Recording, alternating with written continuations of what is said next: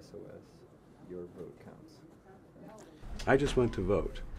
Having moved, my driver's license doesn't have the current address. Right. They said, you can't vote without current ID, you'll have to vote provisionally. And then they're not going to count that. I presented a current and valid driver's license that has my former address.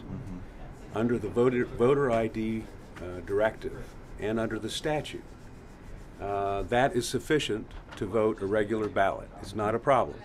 No additional ID is required. I was required to go back and get a utility bill or something showing the current address. This is after you tried to vote. Yes, I was refused the right to vote except provisionally. I go back and get the voter ID. I come back with the Columbus Dispatch today, which correctly reflects the law. Any one of these forms of ID is permitted, one of which is a valid driver's license with a former address. That is acceptable ID in itself. This is placing a burden on the right to vote. It's illegal by a court order entered last week. Directives went out all over the state.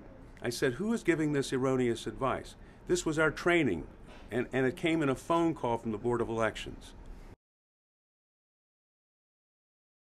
The point is, I took at least 3 times the amount of time I should have been required to vote. I'm a lawyer. I lived 2 blocks from the polling station, so I did it. There will be people who will be offended by the additional time that's being required for them to vote, and they won't vote. It was oral advice. It was erroneous advice.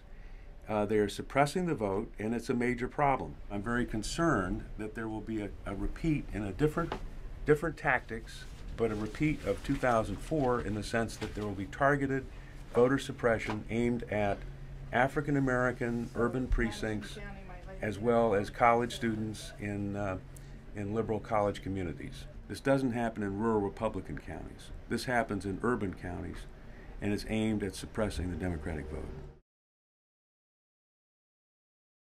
Most of the people at the table were African American. 3 voters out of 10 were going through what I was going through, and of course they were complying. They were voting provisionally. So what they've done is taken. And those provisional votes aren't likely to be counted. Taking let's say close to 1/3 of the votes, and putting them in a category that even if they're ultimately approved, won't be counted. Isn't it delayed for 10 days? Yeah, won't be counted. But if you've got 1.2 million people flagged, and they're almost all in the inner city, I was seeing 30–40% in the one I was looking at 55B, and they don't count.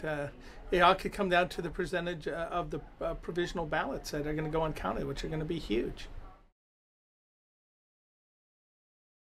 There are 600,000 people in Ohio, voters in Ohio, who have a valid driver's license without a current address.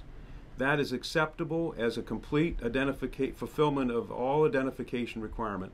Those people, almost all over the state, to the best of our knowledge, all over the state, except where the issue's been raised and council has given instructions, those people are being required to vote provisionally or provide additional forms of ID. It happened to me personally, and I witnessed it happening to about 1/3 of the people in the precinct in which I voted. And it's happening all over the state. This is a tremendous burden on the right to vote.